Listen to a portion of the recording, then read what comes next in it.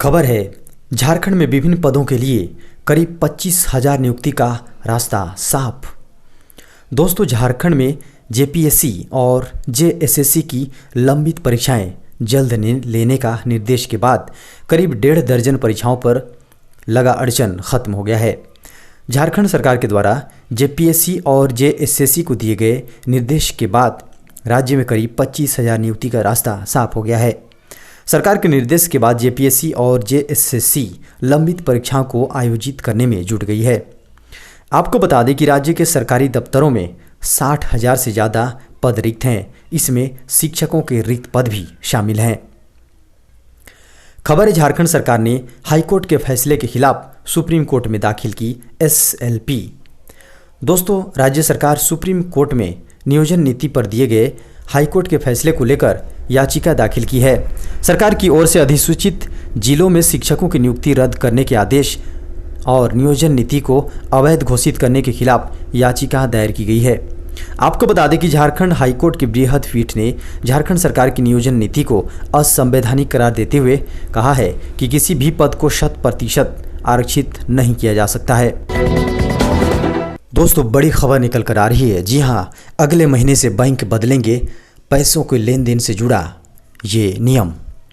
दोस्तों, आरबीआई ग्राहकों को बेहतर सुविधाएं प्रदान करने के लिए आए दिन किसी नई सुविधा का ऐलान करता रहता है। अब आरबीआई ने करोड़ों ग्राहकों के लिए एक और बड़ी घोषणा की है।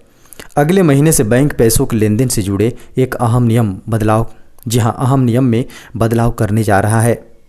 अक्टूबर में आरबीआई ने real time gross settlement RTGS system को दिसंबर 2020 से 24 घंटे 7 दिन चालू रखने का ऐलान किया था। यानी दिसंबर से आपको बड़ी रकम ट्रांसफ़र करने के लिए बैंक के खुलने और बंद होने का इंतज़ार नहीं करना होगा। मौद्रिक नीति समिति एमपीसी के फैसलों की घोषणा करते समय गवर्नर शक्तिकांत दास ने ग्राहकों को यह तोहफा दिया था। फिलहाल ग्राहकों के लिए आरटीजीएस सिस्टम की टाइमिंग सुबह 7 बजे से शाम 6 बजे तक है।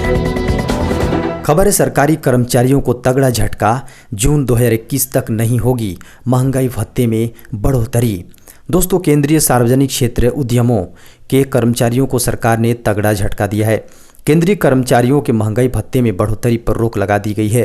फैसला लिया गया है कि 2017, 2007, 1997, 1992 और 1987 के आईडीए वेतन संशोधन दिशा निर्देशों के अनुसार सीपीएससी कर्मचारियों को 1 अक्टूबर 2020 से देय महंगाई भत्ते की अतिरिक्त किस्तों का भुगतान नहीं किया जाएगा।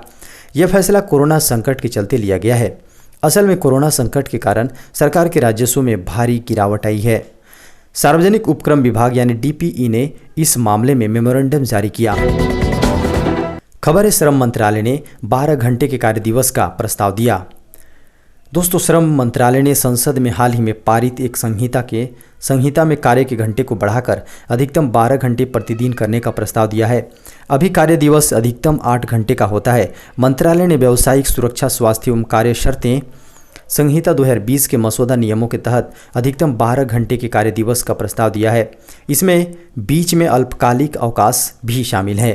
हालांकि 19 नवंबर 2020 को अधिसूचित इस मसौदे में साप्ताहिक कार्य घंटे को 48 घंटे पर बरकरार रखा गया है। मौजूदा प्रावधानों के तहत 8 घंटे के कार्य दिवस में कार्य सप्ताह 6 दिन का होता है तथा 1 दिन अवकाश का होता है। खबर है, टैक्स रिटर्न फाइल करने के बाद रिफंड मिलने में हो सकती है देरी। आयकर विभाग ने बताई बड़ी वजह। दोस्तों, इस साल असेसमेंट ईयर 2020-21 के लिए इनकम टैक्स रिफंड मिलने में देरी हो सकती है। ऐसे में आपके लिए ज़रूरी है कि अगर आपने वर्ष 2020-21 के लिए इनकम टैक्स रिटर्न दाखिल किया है और अभी तक रिफंड नहीं मिला है तो घबराने की ज़रूरत नहीं है। अधिकतर टैक्स पेयर्स जिन्होंने इस साल के लिए आईटीआर फाइल किया है उन्हें अभी तक इनकम टैक्स रिफंड नहीं मिला है। जब टैक्स पेयर्स ने इसके खिलाफ आवाज़ उठाई तो इनकम टैक्स विभाग ने कहा कि आईटीआर की तेज़ी से प्रोसेसिंग के लिए सॉफ्टवेयर को अपग्रेड किया जा रहा है। इस टेक्निकल अपग्रेड के कारण इनकम टैक्स रिफंड में देरी हो सकती है।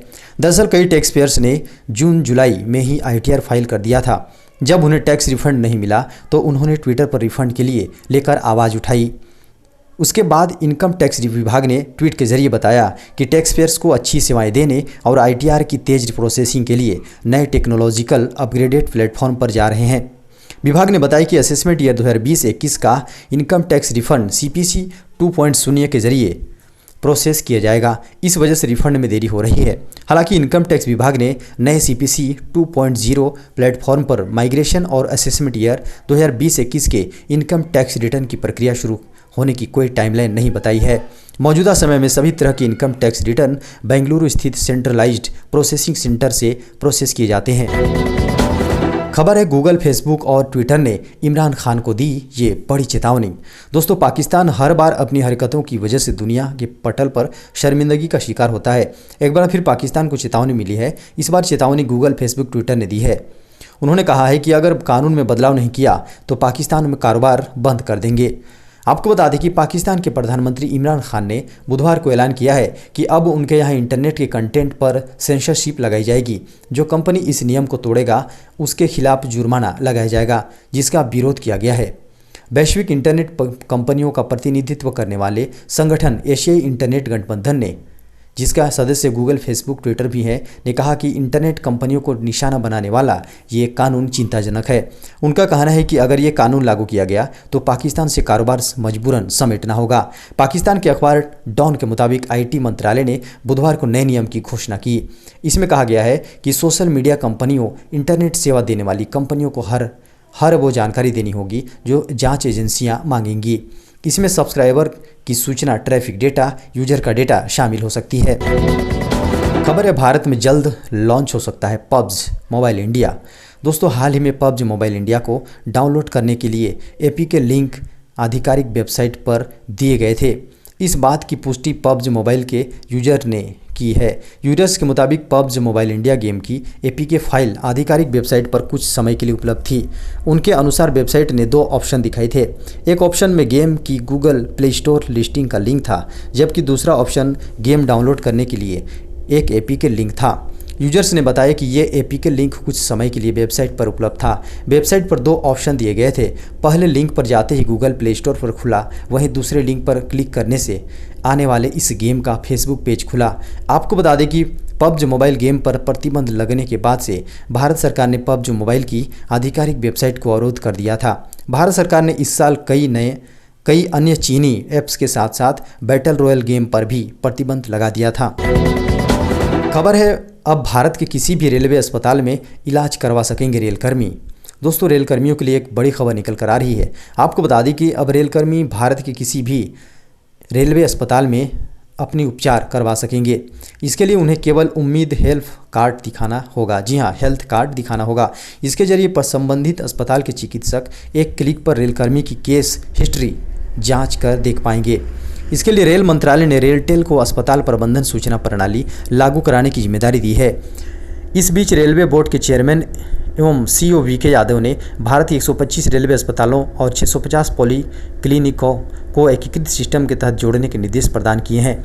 उन्होंने योजना लागू करने का जिम्मा रेलटेल चेयरमैन और MD पुनीत चावला को दिया है। अस्पताल प्रबंधन सूचना प्रणाली को ऐसे सॉफ्टवेयर से जोड़ा जाएगा जिससे हिंदुस्तान के सभी रेलवे अस्पताल आपस में जुड़ जाएंगे। इसके सिवा 13 लाख कर्मचारियों का डेटा कहीं से भी एक्सेस किया जा सकेगा। खबर है WhatsApp यूजर्स के लिए बड़ी खुशखबरी। 7 दिन में मैसेज गायब करने वाला फीचर हुआ लॉन्च। दोस्तों, WhatsApp ने इस महीने की शुरुआत में ही अपने डिसअपियरिंग मैसेज फीचर को लॉन्च करने का ऐलान किया था। कंपनी ने अपने वादे के मुताबिक इस खास फीचर को अपने सभी यूजर्स के लिए लॉन्च कर दिया है। अब इस फीचर का इस्तेमाल सभी एंड्रॉयड और iOS यूजर्स कर पाएंगे। इस फीचर का मतलब है कि अगर आप चाहेंगे तो आपके मैसेज 7 दिनों के बाद अपने आप डिलीट हो जाएंगे। बस आपको इस फीचर को इनेबल करना होगा। WhatsApp यूजर डिसअपियरिंग मैसेज का इस्तेमाल कभी भी कर सकते हैं, लेकिन इस फीचर के साथ कस्टमाइज करने का ऑप्शन नहीं मिलेगा। इसका मतलब है कि इस फीचर को इनेबल करने के बाद आने वाले सभी मैसेज अपने आप 7 दिन बाद गायब हो जाएंगे। आपको बता दें कि यूजर्स को इस फीचर के लिए मैसेज डिलीट करने का टाइम सेट करने का ऑप्शन नहीं मिलेगा। इस फीचर को एंड्रॉयड, iOS और WhatsApp वेब पर भी इस्तेमाल किया जा सकेगा।